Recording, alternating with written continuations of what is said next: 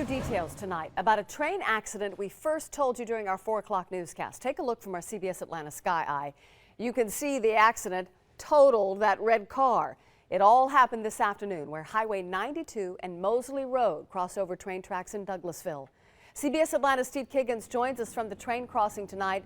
Steve, is this accident an isolated event? You know, Stephanie, it's really not. And the driver of that vehicle was thankfully able to get out of her car with plenty of time to spare before that train came along. Now, the problem may be the way that the asphalt was laid. There's about a 6-inch drop between the surface of the road and the railroad ties, and neighbors here say cars get stuck there a lot. It was just like a boom, yeah, screeching, and then when it went down the tracks with it, it was awful. Beverly Woods and her husband Robert had a front row seat to this wreck of an afternoon. She's an elderly lady, she, ain't judging her distance right. But that's what happened. She ran off too far over here and she got stuck. From CBS Atlanta's Sky Eye, you can see what's left of this car after an oncoming train smashed into it. The locomotive pushed the vehicle 1,000 feet before finally stopping. The driver was able to get out of the car before the collision.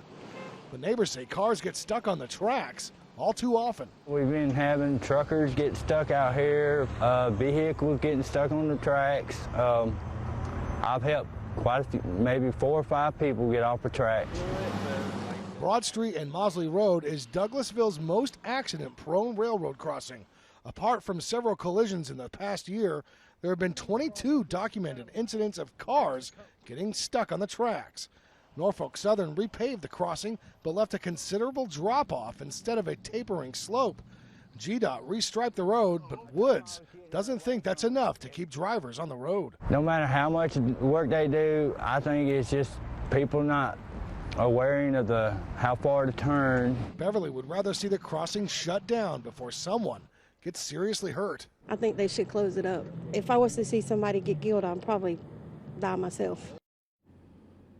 Now, we are still waiting to hear back from Norfolk Southern to see if they have any plans to make improvements at this crossing to try and minimize collisions.